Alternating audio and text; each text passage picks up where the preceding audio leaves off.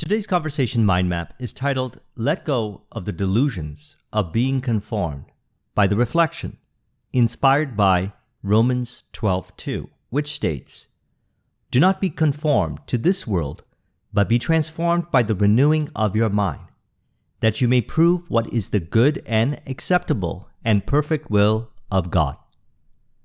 Now, I remember once reading The Marriage of Heaven and Hell by William Blake, in which he said something interesting.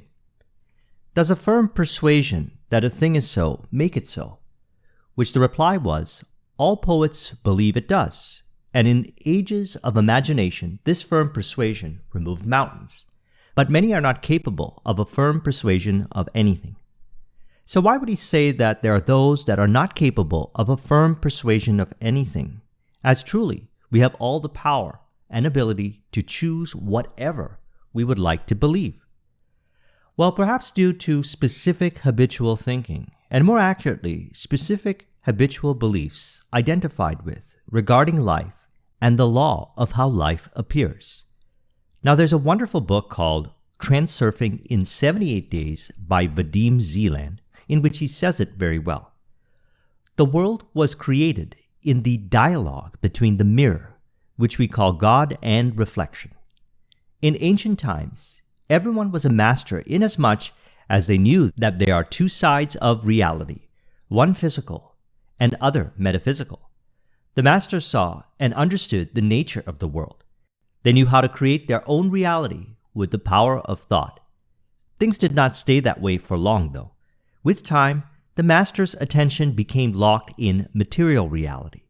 They stopped being able to see and unlearn the power. So there it is right there. Attention became locked in material reality. In other words, they subconsciously believed that their attention was locked in material reality. And I say that because the true cause, I am, is never locked. It is forever liberated from any beliefs of being locked. This one cause can only appear unlearned through the individual's mind by misunderstanding beliefs of life, the true nature of life, and the law by which life appears. So they perhaps unknowingly stopped themselves, and thus appeared as such, through their mind reflecting beliefs of unlearning power. See, one can only subconsciously delude themselves by imagining that the power is outside. So no matter how convincing the reflections look, in reality, there's only one universal power, the one cause, I am, within. Again, Romans 12:2.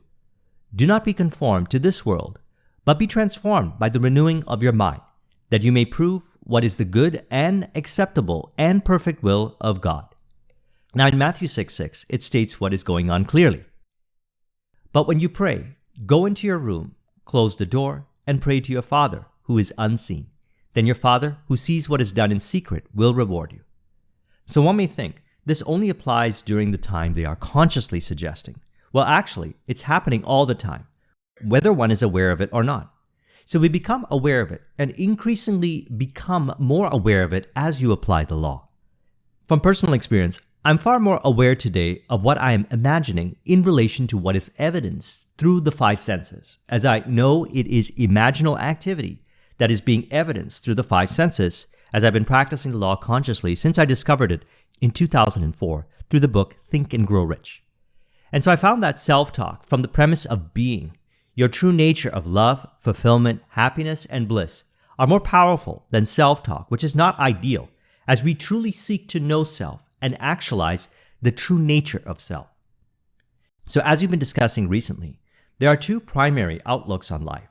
One outlook suggests that consciousness is the true reality from which the mind and mental phenomena in the mind result in the appearance of the body and world, all of which are automatic emanations of consciousness. This is part of the metaphysical outlook. The physical outlook suggests that from matter, the body is formed, and from the body, mind and consciousness emerge. Then self-realization occurs, which here we are now. And by that I mean, you realize you transcend the body, mind, and the beliefs in the subconscious aspect of your mind that appear animated by the one unseen power of I am. The Bible is then understood to present an integral approach between the two outlooks, where consciousness is understood to appear as physical objects by law, By law, it is meant that you have all the power to call upon the unseen as though it were physically real in imagination, through which it appears in and as physical matter, and thus truly one fundamental reality being experienced as observer and the observed through law. John 1:1-3. In the beginning was the Word, and the Word was with God, and the Word was God. He was with God in the beginning. Through him all things were made, and without him nothing was made that has been made. We also read something similar in the Corpus Hermeticum, where it states that God had bestowed two gifts to humanity. They were mind and speech, and that they are equal to immortality. So in summary thus far, I recommend reassigning how the power seems to appear, if through beliefs it seems to appear on the reflections. We do this in imagination, through ideal inner speech, both for what we desire from the premise of having, and revising anything that appears to reflect the delusions of the power appearing on the reflections. I also recommend Tuesday's video where we discuss 14 powerful self-talk language patterns inspired by the Robert Dilts book, Sleight of Mouth, The Magic of Conversational Belief Change. These language patterns are easy to apply for facilitating transformation as they speak to the subconscious mind in a way where past undesirable beliefs are not reactivated. By that I mean not triggered, while they are released at the same time. So now the world made visible through the five senses is the result of reflective consciousness. Consciousness is the light, the one I am, that is refracted out by the mind for experiencing the manifested world made visible through the senses. In other words, the light of consciousness, which is your life, reflects on the mirror of your mind. Consciousness may be symbolized thus as the sun, and the subconscious mind, the moon, which reflects your light of life as the outer expressions of life, as Romans 12:2 refers to as this world, or another translation has it as pattern of this world. Think of an evening walk lit up by moonlight. The moon is reflecting the light from the sun unto earth. With this analogy, the world made visible through the senses is moonlight. So now to release any belief identification, and to never again encourage any belief identification to any delusion of the cause being outside of self, let's refer to a wonderful book called Suggestion and Autosuggestion by William Walker Atkinson, in which he discusses the 5 classes of suggestion. This is how delusion is perpetuated, through beliefs that appear as outside suggestion. There is no outer suggestion. You are the only suggester and suggestee in mind. I like how Joseph Murphy said it one time in reference to Matthew 18:19, which is, "If 2 of you shall agree on earth as touching anything that they shall ask, it shall be done for them of my Father which is in heaven." Who are these 2? They stand for the harmonious union or agreement between your conscious and subconscious on any idea, desire, or mental image. See the harmonious agreement? Like that's the way it is. The way you imagine it is. Light be, and the light was. Now let's talk about illusions of suggestions that can only appear outside, yet they are only reflections of how the one cause within, I am, was related to in mind, which refracted out as such. As we understand how suggestions are being accepted, we develop a higher degree of awareness as to what is being inwardly suggested in relation to the world made visible through the 5 senses. First, we have the suggestion of authority. He says, suggestion by authority manifests both in the positive, authoritative statements directed to the point, and also by the spoken or written statements made by those who speak or write with an air of authority.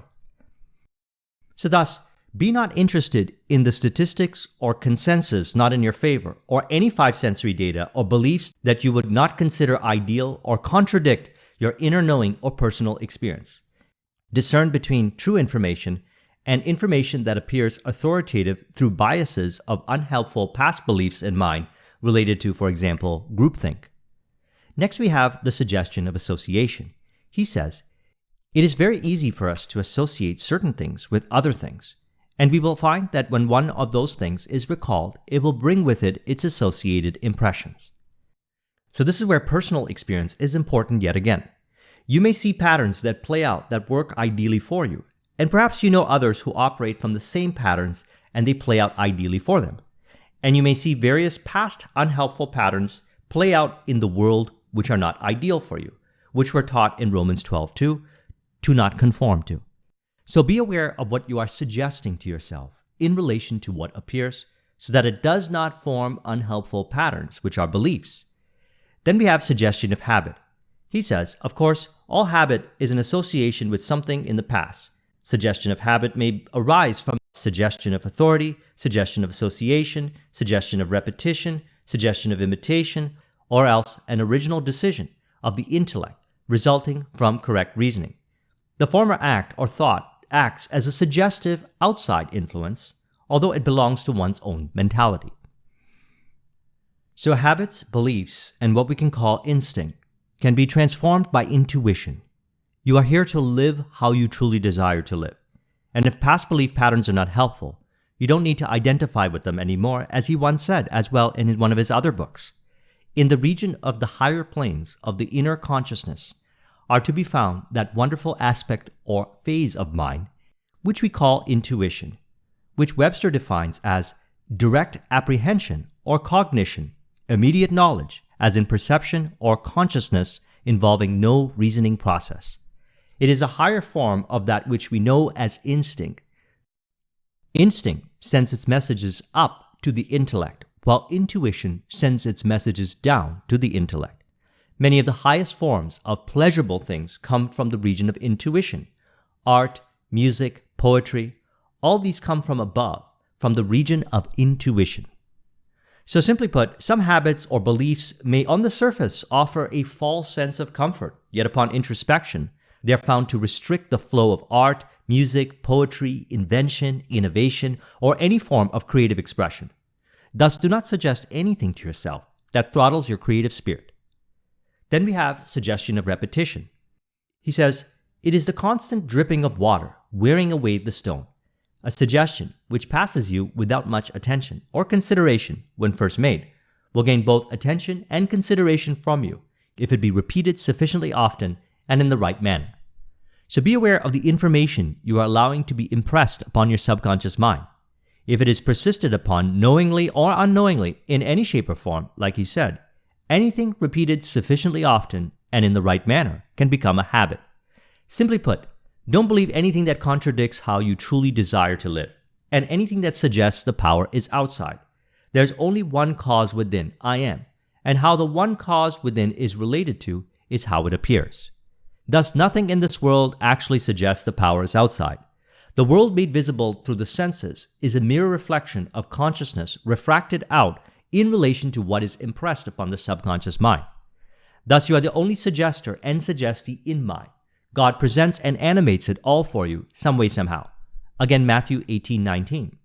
If two of you shall agree on earth as touching anything that they shall ask for, it shall be done to them by my Father which is in heaven. Thus, in relation to what appears, anything you no longer give attention to disappears, which is a reflection of the belief identification in mind in correspondence to that having been released. Finally, we have the suggestion of imitation.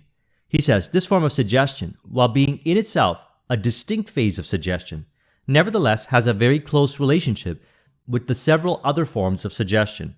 Philosophies, theories, schools of thought, and branches of religious denominations are accepted because they are fashionable. So knowing that you are the only suggester and suggestee in mind in relation to reflection, and the world is made visible through the five senses from imagination, one can only imitate past beliefs in mind, generating those appearances of outer reflections of imitation. So in grand summary, if you think for yourself, listen to yourself, and trust yourself, you'll observe the whole world rearranged to reflect it, some way, somehow. Remember, there is no power outside higher than your inner speech of imagination, as there's only one cause within, I am. Thus the world made visible through the five senses, through imagination, is just that. John 1:1. In the beginning was the Word, and the Word was with God, and the Word was God. So I trust you found this video to be helpful. Let's go ahead and conclude this with an auto-suggestion to further encourage. You could say, I understand. My world made visible through the five senses is a reflection of imagination refracted out by the one universal power within, which effortlessly rearranges to be in perfect love and harmony with all. If you would like a copy of this mind map, the link is in the description. Thank you very much for watching. I'll talk with you soon. Take care.